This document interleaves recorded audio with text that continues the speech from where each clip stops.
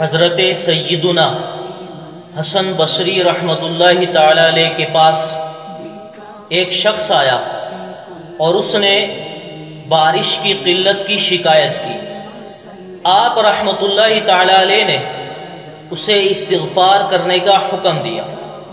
ایک دوسرا شخص حاضر ہوا اور اس نے تنگ دستی اور فاقہ کشی کا شکوہ کیا، تو آپ رحمۃ اللہ تعالی علیہ نے اسے بھی یہی حکم فرمایا کہ استغفار کیا کرو۔ پھر ایک تیسرا شخص حاضر ہوا اور اس نے اولاد نرینہ کے حصول کے لیے وظیفہ پوچھا، تو آپ رحمۃ اللہ تعالی علیہ نے اسے بھی یہی حکم فرمایا کہ استغفار کیا کرو۔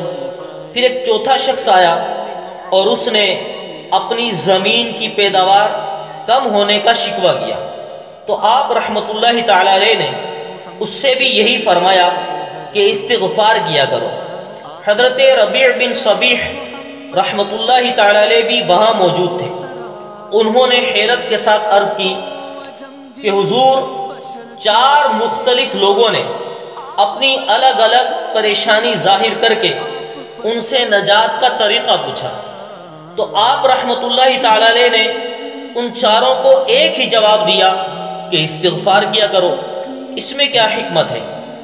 تو حضرت سیدنا حسن بصری رحمۃ اللہ تعالی علیہ نے جواباً ارشاد فرمایا کہ یہ میں نے اپنی طرف سے بیان نہیں کیا، بلکہ وہی بتایا ہے جو قرآن مجید میں بیان ہوا ہے۔ تو آپ رحمۃ اللہ تعالی علیہ نے سورہ نوح کی 3 آیات مبارکہ تلاوت فرمائی۔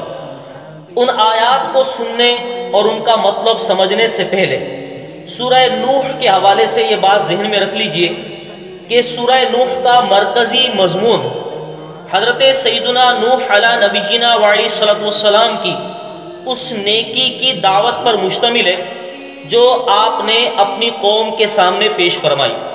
حضرت سیدنا نوح علیہ نبینا وعلیہ الصلوۃ والسلام نے اپنی قوم کو اللہ عز و جل کی عبادت کرنے، اپنے نبی کی اطاعت کرنے اور تقوی و پرہیزگاری اختیار کرنے کے حوالے سے نیکی کی دعوت پیش فرمائی۔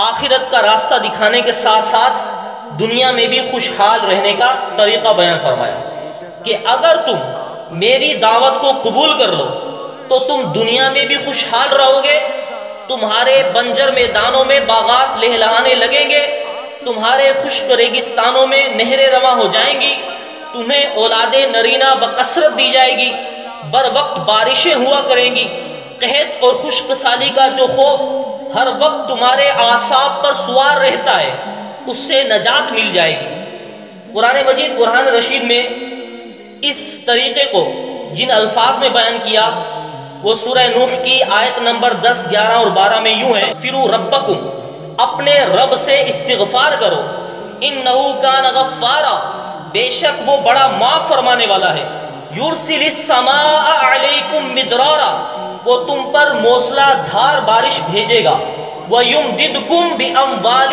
وَبَنِينَ، اور مالوں اور بیٹوں سے تمہاری مدد کرے گا، وَيَجْعَلْ لَكُمْ جَنَّاتٍ وَيَجْعَلْ لَكُمْ أَنْهَارًا، اور تمہارے لیے باغات بنا دے گا اور تمہارے لیے نہریں بنائے گا۔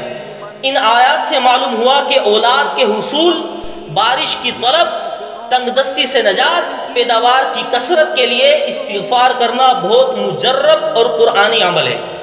ان آیات کو پیش نظر رکھتے ہوئے ہی حضرت سیدنا حسن البصری رحمۃ اللہ تعالی علیہ نے ان 4 مختلف لوگوں کو ان کی پریشانیوں کا حل استغفار بتایا۔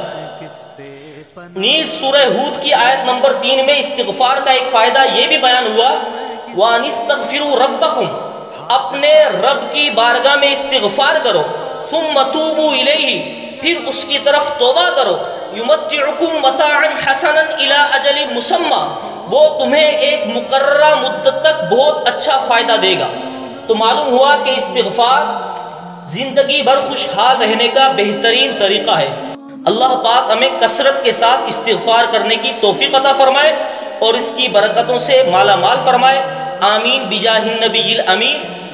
اگر آپ نے ابھی تک ہمارا یہ چینل علم کی دنیا علی حسن ملک کے ساتھ کو سبسکرائب نہیں کیا تو سبسکرائب کر لیجئے اور بیل آئیکن کو بھی پریس کر لیجئے، اور اس ویڈیو کے حوالے سے جو بھی آپ کی رائے ہو کمنٹس میں اس کا اظہار کیجئے، ویڈیو کو زیادہ سے زیادہ شیئر کیجئے اور لائک کیجئے۔ اللہ تبارک و تعالی آپ کا حامی و ناصر ہو۔ فی امان اللہ۔